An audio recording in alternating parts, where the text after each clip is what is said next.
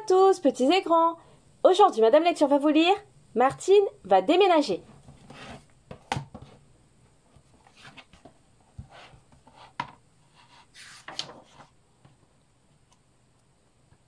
Les enfants, il va falloir déménager.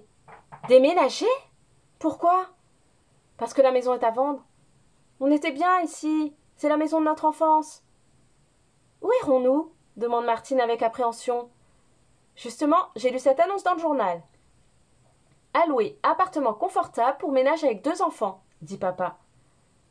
Alors on ne pourra plus jouer avec François dans le jardin, construire une cabane, grimper dans le cerisier? Maman et moi, on a cherché partout. On n'a rien trouvé dans les environs. Il faudra bien se décider à s'installer en ville. Je serai plus près de mon travail. Et puis, ajoute maman, ce sera plus facile pour aller à l'école. Un appartement, s'inquiète Martine. Que vont devenir Patapouf et Moustache? Si le concierge n'accepte pas les animaux, nous devrons nous en séparer. Je serai sage, dit Patapouf. Je ne courrai pas dans les escaliers. Je n'aboierai pas la nuit. Moi, ajoute Moustache, je me ferai tout petit. C'est l'heure de dîner. À table, les enfants, à table. Martine songe. Déménager, cela veut dire changer de quartier, quitter les voisins, les amis de l'école. Eh bien, Martine, tu ne manges pas? Es-tu malade? Je vois. C'est ce déménagement qui te tracasse. Rassure-toi, tout se passera très bien. Nous garderons Patapouf et Moustache. Et puis, tu te feras de nouveaux amis. Demain, nous irons visiter ensemble cet appartement. On a pris rendez-vous avec le propriétaire de l'appartement. Pendant que papa et maman discutent avec lui, Martine, Jean et Patapouf sont allés jeter un coup d'œil sur le balcon. Que c'est haut! On découvre toute la ville. J'ai le vertige, dit Patapouf. Pas vous? Là-bas, derrière la colline, se trouve notre maison. On ne l'aperçoit pas. C'est trop loin. Après tout, c'est chouette ici. La vue est agréable. Je me plairai dans cet appartement. Espérons que papa et le propriétaire se mettront d'accord et que nous pourrons emménager bientôt. Papa a reçu les clés de l'appartement. Chic, on va pouvoir emménager. Pas tout de suite, répond papa. Il faut d'abord rafraîchir la peinture et tapisser. François est venu aider ses amis. Que faites-vous avec cette règle? Dit Patapouf. Ce n'est pas une règle, c'est un mètre pliant.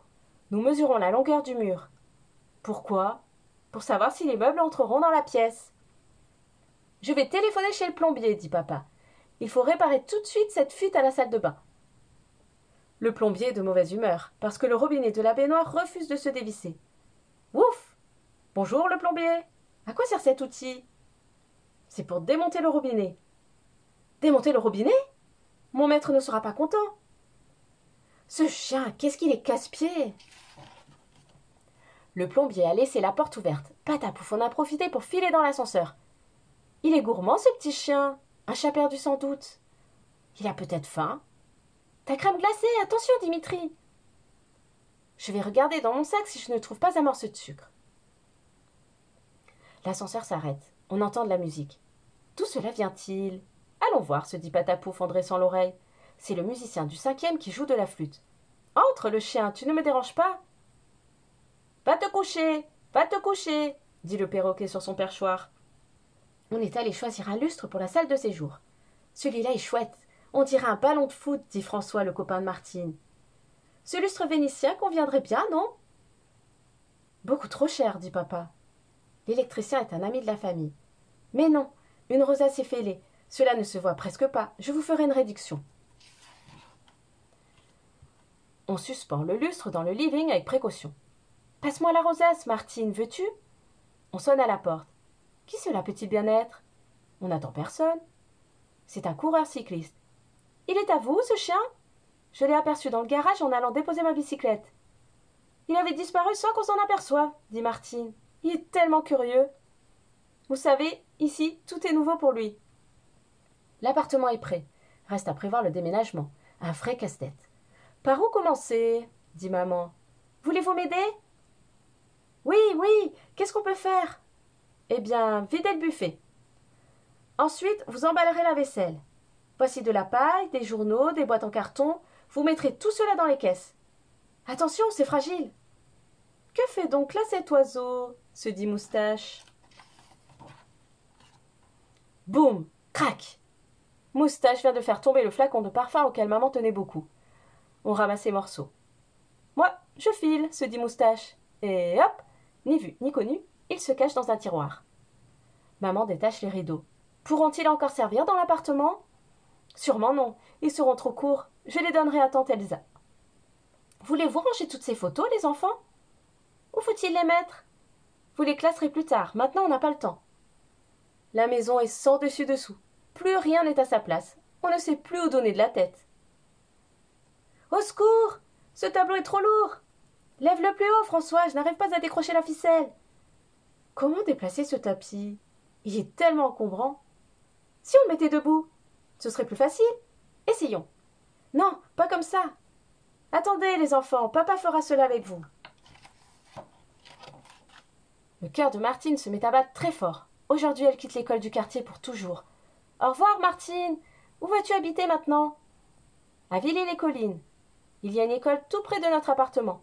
Nous espérons que tu viendras nous dire un petit bonjour de temps en temps, demandent ses amis. Oui, bien sûr, je viendrai. Pourquoi tu nous quittes? Dit Michou, la petite copine de Martine. Je ne te verrai plus jamais? Mais si, je ne t'oublierai pas, c'est promis. Le jour du déménagement est arrivé. Papa et maman sont sur les dents. Martine, Jean, François courent dans tous les sens. Les déménageurs chargent le piano.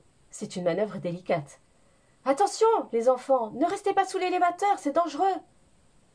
On ne pourra jamais tout emporter. Si, bien sûr, vous allez voir. Tous les meubles sont entrés dans le camion. Un seul voyage suffira. Qui l'aurait cru? On arrive dans la nouvelle résidence de Martine. Les déménageurs déchargent le mobilier avec l'élévateur. Il paraît qu'ils peuvent aller avec ça jusqu'au dernier étage. Des enfants se rassemblent sur le trottoir. « C'est toi les nouvelles du 4e? Comment t'appelles-tu » ?»« Martine. Et toi ?»« Moi, c'est Dimitri. J'habite au 5e. Mon grand frère est musicien. Mon papa à moi est coureur cycliste. Mon chien, c'est Mexico. Le mien, Patapouf. »« Miaou, miaou. » Entendez-vous? On dirait le miaulement d'un chat. Chut! Je crois que cela vient de ce meuble-là. Zut! J'ai perdu la clé du tiroir. On saisit un tournevis. On soulève la planche qui ferme le meuble. Moustache! Que fais-tu là-dedans? C'est qu'il avait disparu, le pauvre. Aujourd'hui, dit maman, je vais te conduire à ta nouvelle école. Je te présenterai à la directrice. On entre dans la classe. Martine est émue. Tous ses visages l'intimident. Elle ne connaît personne. Elle ne sait pas où prendre place. Qui sera sa voisine? Cette fille avec des lunettes a l'air sympa. Silence, les enfants, dit la maîtresse. Je vous présente Martine, la nouvelle élève. Elle s'installera à côté d'Agnès. Maintenant, au travail. Voici la rédaction du jour. Raconter l'histoire d'un déménagement. Et surtout, on ne copie pas sur son voisin. Ce que Martine écrit? Hier, nous avons déménagé. Toute la maison était en désordre. Dans mon quartier, je me plaisais beaucoup. Ici, ce n'est pas la même chose. C'est bien aussi, mais il faut faire de nouvelles connaissances et changer ses habitudes. C'est une vie nouvelle qui commence. L'histoire est finie. Et n'oubliez pas de vous abonner à ma chaîne pour ne louper aucune nouvelle histoire. À bientôt!